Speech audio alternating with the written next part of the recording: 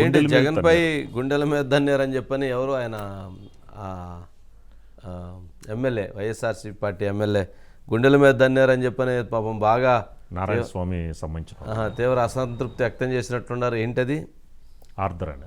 Arthur Nandi Kotkur MLA sir ఆయన Arthur. అంటే ఎప్పుడు కలిసినా అన్న నువ్వు నా గుండెల్లో ఉంటావు అంటా ఉండి సార్ నా గుండెల్లో ఉంటావు అని చెప్పి గుండెల మీద తన్నారు. కానీ ఇప్పుడు నా గుండెల మీద తన్నారని చెప్పేసి అన్నారు సార్. అంటే అది ఒక ఆవేదన వ్యక్తం చేశారు సార్. కానీ ఒక్క నంది కొట్కూరు సిట్టింగ్ ఎమ్మెల్యే ఒక్కరిదే కాదు సార్, రాష్ట్రంలో అనేక మంది సిట్టింగ్ శాసనసభ్యుల భావజాలం ఆ విధమైనటువంటి ఫీలింగ్స్తో వాళ్ళు ఉన్నారండి. ఎందుకంటే ఇప్పటికీ 4 జాబితాల్లో 58 మందిని మార్చారండి.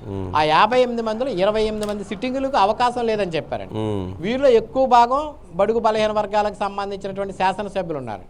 కొంతమందికి స్థానచలనం చేశారండి. అంటే వీరందరూ కూడా ఎప్పుడు జగన్మోహన్ రెడ్డి కలిసినా, అంటే ఆ జిల్లాకి వెళ్ళినప్పుడు అండి, ఇప్పుడు సీఎంఓకి వస్తే వాళ్ళకి అపాయింట్మెంట్లు లేవండి. వీళ్ళు ఎప్పుడైనా ఆ జిల్లాకి వెళ్ళినప్పుడు లేదా జిల్లా వేదిక మీద కలిసినప్పుడు నమస్కారం పెడితే నమస్కారం అన్న అంటే అన్న నువ్వు నాకు మంచోడు నా మిత్రుడు అని ఆయన ఆప్యాయంగా పలకరిస్తున్నట్టు ఉండేవారు. కానీ వాళ్ళు వచ్చేటప్పటికి కనీసం పేరు కూడా లేదు, లేకపోతే లేదు, కనీసం పిలిచి ఇలా ఇబ్బంది జరిగింది, ఇట్లాంటి పరిస్థితులు ఉన్నాయి, మీకు మీ నియోజకవర్గంలో ఇట్లాంటి మైనస్ పాయింట్స్ ఉన్నాయి, కానీ మళ్ళీ మిమ్మల్ని ఎక్కడో చోట చూస్తానని ఒక పలకరింపు కానీ బుజ్జగించే ప్రయత్నంగా ఏమీ చేయకుండా జస్ట్ ఒక కాలుతోటి వీలుంటే పిలుస్తున్నారు, లేకపోతే మీకు లేదు వేరే వాళ్ళకి ఇచ్చేస్తున్నాం అని చెప్పేసి చేయటం అనేది ఒక కొత్త రాజకీయం. ఇప్పటివరకు ఏ రాజకీయ పార్టీలు ఇట్లాంటివి ఉండవు. సహజంగా కూడా ఒక అభ్యర్థిని మారిస్తే కనుక ఆ అభ్యర్థిని మార్చినప్పుడు వారిని పిలిచి మాట్లాడి అతను కొంత బుజ్జగించి వేరే వాళ్ళకి ఇవ్వడం జరుగుతుంది. కానీ ఇక్కడ అట్లాంటిది లేదు. నన్ను ఎన్నోసార్లు గుండెల్లో ఉన్నారని చెప్పిన వ్యక్తి గుండెల మీద తన్నారని చెప్పి ఆర్థర్ ఆవేదన పడ్డాడు సార్. అదేవిధంగా తిరువురు ఎమ్మెల్యే రక్షణ ఇది నేను 2014లో టీడీపీ గాల్లో నెగ్గాను, 2019లో నెగ్గాను. 2 సార్లు ఎమ్మెల్యే అయితే కనీసం నన్ను పిలిచి ఏంటి పరిస్థితి అడగకుండా వేరే వారు వస్తే కనుక అతను తీసుకుని అతనికి ఇన్ఛార్జ్ ఇచ్చారు. నేను 2-3 రోజుల్లో నేను నా యొక్క భవిష్యత్ కార్యాచరణ ప్రకటించబోతున్నాను. ఆయన కూడా ఆవేదన వ్యక్తం చేశారు సార్. సరే పార్థసారథి కానీ డొక్క మాణిక్వర ప్రసాద్ కానీ బహిరంగ మీటింగుల్లో ఆవేదన వ్యక్తం చేశారు సార్. డొక్క మాణిక్ ప్రసాద్ అయితే ఆయన ముఖ్యమంత్రి గారిని మహాప్రభు నాకు ఒకసారి దర్శనం ఉండని అడిగాడు. అంటే అది ఏపీలో మాత్రమే, అది కూడా వైఎస్ఆర్ కాంగ్రెస్ పార్టీలో మాత్రమే కనపడుతుందండి ఆ యొక్క పరిస్థితి. అయితే ఇవాళ ఆర్థర్ ఒక అడుగు ముందుకేసి ఆయనకు ఉన్నటువంటి భావాన్ని డైరెక్ట్గా బయటకు కక్కేశాడండి. గుండెల మీద తన్నేశారు, నన్ను గుండెల్లో పెట్టుకుంటానన్న వ్యక్తి గుండెల మీద తన్నేశాడని. కానీ కొంతమంది శాసనసభ్యులు లేదా అనుభవం